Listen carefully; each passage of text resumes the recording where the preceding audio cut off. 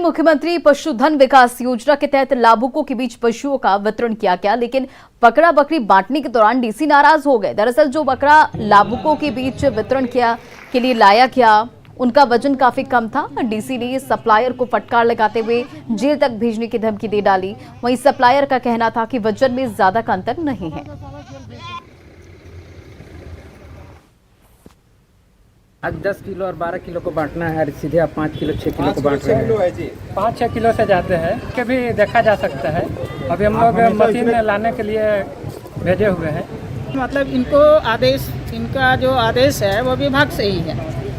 गुमला जिला के लिए इसी एजेंसी को ऑर्डर मिला हुआ है, तो हमारी मजबूरी है कि इनको देना। और आज जो वो लाया है निर्धारित वेट से कम, तो उसका वितरण नहीं होगा। जो निर्धारित वेट के अनुसार है उसी का होगा, और जिनका नहीं है वो बाद में मिलेगा। थाना पुलिस ने शनिवार को टीएसपीसी के नक्सली कमांडर आक्रमण गंजू के घर पर डुगडुगी बजाई और इश्तेहार चिपकाया। इश्तेहार में कहा गया कि नक्सली सरेंडर करे, नहीं तो उसके घर की कुर्की जब्ती की जाएगी। आपको बताते चले कि नक्सली आक्रमण गंजू का पर चतरा जिले में कई मामलों में थाने में केस दर्ज है। वो लंबे समय से फरार भी है और पुलिस उसकी तलाश में कर रही है। पुलिस ने आक्रमण गंजू पर 25 लाख रुपए का इनाम भी घोषित किया है।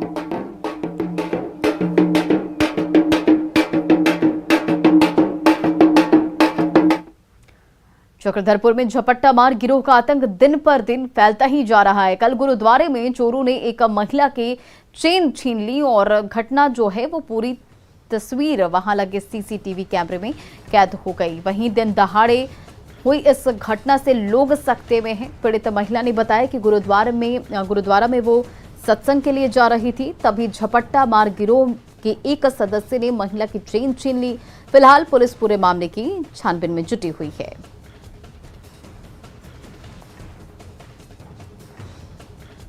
मैं अंदर आई, वो मेरे से पूछा कि ये गुरुद्वारा है जी, तो मैं बोली हाँ ये गुरुद्वारा है।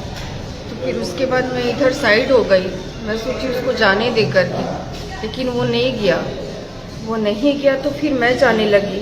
जैसे ही मैं वहाँ चढ़ी आधा सीढ़ी में, वो मेरे पीछे पीछे आकर के वो मेरा चैन खींच लिया। रांची स्मार्ट सिटी में मंत्रियों का बंगला बनाने के लिए ठेकेदार मिल गया है। हैदराबाद के केएमबी कंस्ट्रक्शन मंत्रियों का बंगला बनाने के साथ समूचे परिसर का विकास भी करेगी। निर्माण कार्य की लागत 69.90 रुपए होगी। काम पूरा करने के लिए 24 महीने का समय तय किया गया है। स्मार्ट सिटी में मंत्रियों के बंगले का डिजाइन दिल्ली की परामर्शी कंपनी मास एंड वॉइस ने तैयार किया है और पिछली बार सिंगल टेंडर होने की वजह से उसे रद्द कर बंगलों के निर्माण के लिए रीटेंडर किया गया था। जुडको ने टेंडर खोलते हुए केएमबी कंस्ट्रक्शन को L1 घोषित किया और जल्द ही कंपनी को वर्क ऑर्डर जारी किया जाएगा। मंत्रियों को आवाज देने का वादा पूरा होता नजर आ रहा है। ठीक मेरे पीछे स्मार्ट सिटी का ये वही आवास है जो झारखंड के मंत्रियों को अलॉट किया गया है और बहुत जल्द ही निर्माण कार्य पूरा होने वाला है। आज की अपडेट में हैदराबाद की कंपनी को इसका ठेका दे दिया गया है, जो कि केएमबी कंस्ट्रक्शन कंपनी है। ये वही कंपनी है जो इस बंगला को बनाएगी।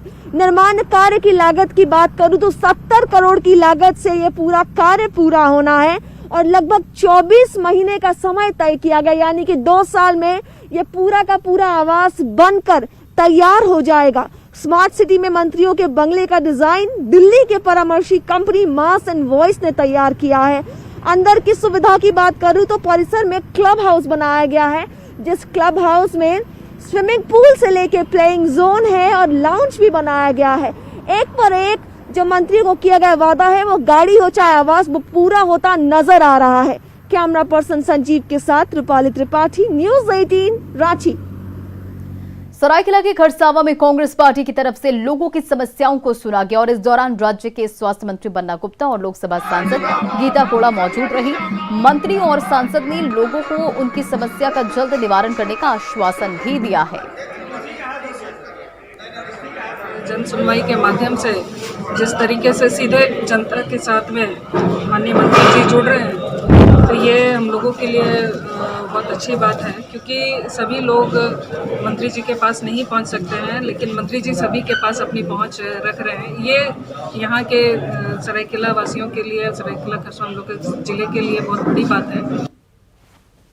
और इधर झारखंड में कोरोना गाइडलाइन में छूट के बाद भी पार्कों को नहीं खोला जा रहा है। लॉकडाउन के समय से बंद देवघर नगर निगम के पार्क अभी बंद हैं, जिसके कारण लोगों को इनका लाभ नहीं मिल पा रहा है। पार्क बंद रहने के कारण इसके संचालकों को करोड़ों रुपए का नुकसान हो रहा है।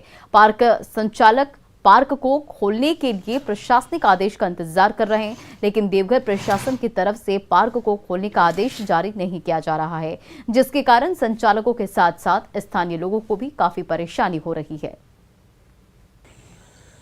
लॉकडाउन के कारण ये जब से हम लोग लिए हैं पार्क, लगभग पिछले 2 साल से बंद ही है। बीच में कुछ दिनों के लिए खुला था और फिर पार्क बंद कर दिया गया है। किनके आदेश पर? राज्य सरकार और नगर निगम के द्वारा।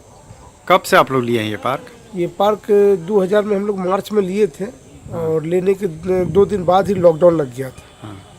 उसके बाद लगातार बंद ही चला आ रहा है। बीच में कुछ दिनों के लिए खुला और फिर लॉकडाउन लग गया।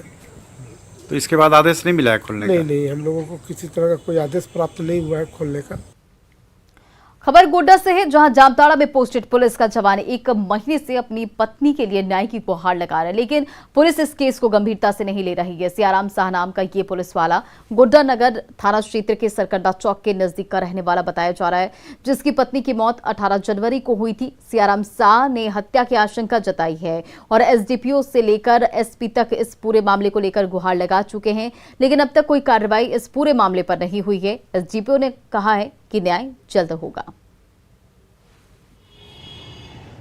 कि जिस तरह उसका मौत हुआ है उसी तरह तीनों बच्चों के साथ में हम एसपी साहब से मांग रखेंगे कि हमको भी हिदायत दिया जाए कि हम भी जो है फांसी पर लटक के तीनों बच्चों के साथ में आत्मदाह कर लेंगे। ऐसा नहीं है, वो अपना जाएं, ड्यूटी करें, और जो पुलिस का काम है हम लोगों का है तो वो हम लोगों की ड्यूटी बनती है। उसमें जो है अनुसंधान कर रहे हैं, हो रहा है। जो भी उस पर बिंदु है उस पर हम लोग जांच कर रहे हैं। शीघ्र ही कोशिश में हम लोग हैं कि इसका निराकरण हो जाए, निकल जाए, इसका डिटेक्शन। खबर देवघर से है। साइबर पुलिस ने करो थाना क्षेत्र के करो गांव से एक साइबर अपराधी को गिरफ्तार किया है, जिसका नाम सद्दाम अंसारी है। सद्दाम अंसारी के पास से 3 मोबाइल फोन, 14 सिम कार्ड और एक लैपटॉप बरामद किया है। और सद्दाम अंसारी एक ऐसे गैंग का सदस्य है जो कस्टमर केयर के नाम पर लोगों से ठगी किया करता है। इस ग्रुप में करीब 100 लोग शामिल हैं, जिनकी गिरफ्तारी के लिए पुलिस छानबीन कर रही है। ये लोग कई तरह के सॉफ्टवेयर और ऐप का इस्तेमाल करते हैं।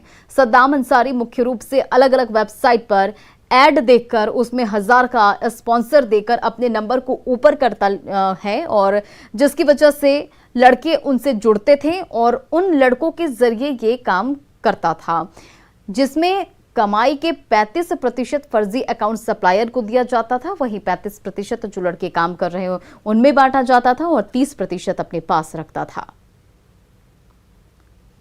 सामने वाले को फॉरवर्ड कर देता था और फॉरवर्ड करने के बाद वो नंबर पे कॉल बैक किया जाता था और ये बताया जाता था कि आप कस्टमर केयर में बात कर रहे हैं, अब आपको जो भी प्रॉब्लम है बताइए, और एनी डेस्क ऐप के थ्रू और वेरियस ऐप्स के थ्रू इनको ठगा जाता था लोगों को। लगभग कितना टीम बना लिया होगा? पहले ऐसा सूचना मिल रही है कि करीब इसके पास 100 लोगों की टीम था जो अब काम नहीं करेगी, उसका लिस्ट तैयार किया जा रहा है, उन लोगों को पकड़ा जाएगा।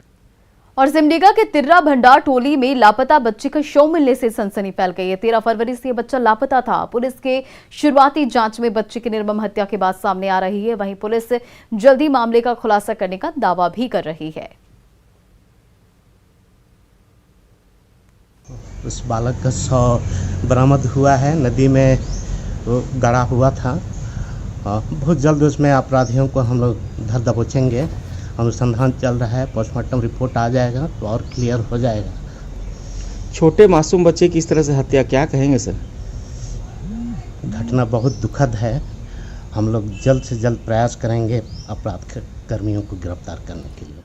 उधर जामताड़ा जिले के नाला प्रखंड में 13 में से 11 गांवों का संपर्क बारिश के वक्त पंचायत से टूट जाता है। झारखंड राज्य बने 21 साल हो गए, लेकिन अभी तक यहां के लोगों का स्थायी समाधान नहीं हो पाया। आपको बताते चले कि ये इलाका झारखंड विधानसभा अध्यक्ष रविंद्रनाथ महतो के विधानसभा क्षेत्र में पड़ता है। यहाँ के 11 गांवों के ग्रामीण पानी पाकर दूसरे जगह जाते हैं। स्थानीय लोगों ने जनप्रतिनिधियों से शिकायत की, लेकिन उनकी सुध लेने वाला कोई नहीं है। ये हम लोग बांगटिया पंचायत से है, तो जहाँ पंचायत भवन हम लोगों का है जोरिया के उस पार, तो उस पार ऐसे एक या दो गांव है, 2 टोला, और जोरिया के इस पार हम लोगों का करीब 10 से 11 गांव है। तो जो कि बरसात के दिन हम लोगों का पंचायत भवन आने जाने में बहुत दिक्कत हो रहा है। मान लीजिए पेड़गड़िया जोड़िया में एगो पुल का बहुत ज़रूरत है और रोड के लिए बहुत ज़रूरत है। इन लोगों का आने जाने के बहुत कष्ट हो रहा है, इसलिए पंचायत जाने के लिए बहुत बुजुर्ग आदमी था, वो लोग मान लीजिए बरसात काल में नहीं आ पा रहा है। लेकिन हम लोग जब जाता है बारिश में, तो यहाँ पर वो पुल है, पुल नहीं है, इसलिए हम लोग को बहुत दिक्कत हो रहा है। हम इसीलिए चाहते हैं कि यहाँ पर एक पुल हो जाए, तो हम लोग को आने जाने में बहुत सुविधा होगा। और राजधानी रांची में फिटनेस के शौकीन न्यू मोरहाबादी का जमकर लुत्फ उठा रहे हैं। मोरहाबादी एक ऐसी जगह है जहां कई सालों से फूड स्टॉल्स के साथ साथ मैदान में दौड़ लगाने लोग आते रहते हैं, पर अब नगर निगम ने इस इलाके को और खूबसूरत बना दिया है। स्पोर्ट्स में रुचि रखने वालों को स्टंट स्पॉट लेकर खाली प्लेटफॉर्म मिला है, जहां बिना किसी परेशानी के वो स्टंट और